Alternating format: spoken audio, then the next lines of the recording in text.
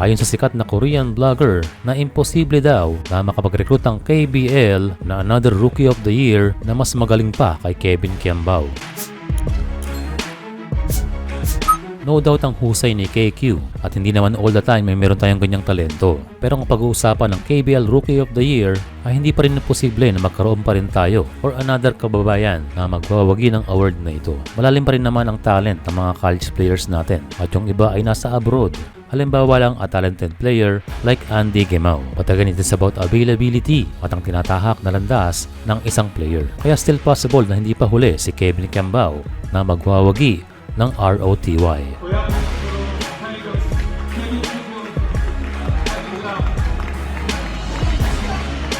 After Ronjay Abarrientos and JD Kagulangan, si Kevin Kiambao ang ikatlong Pilipino na nakakuha ng Rookie of the Year award sa Korean Basketball League.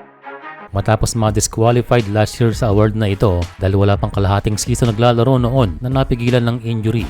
Ngayon ay official ng best rookie itong si KQ sa KBL.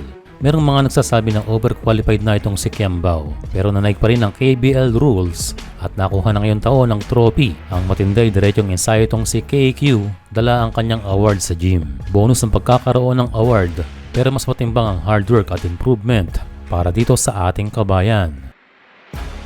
Tinawag siyang rookie veteran ng media. Well, hindi naman natin masisisi dahil nakikita naman sa kanyang laro. Pagdating daw sa boto ay unanimous na si KQ ang pinili ng mga hurado. Overwhelming 105 votes out of 117.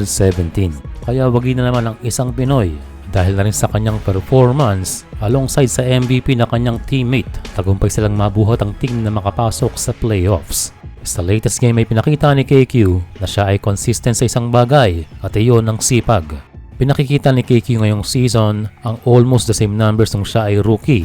Kaya di na rin tayo magugulat na makuha niya ang ROTY ngayong taon.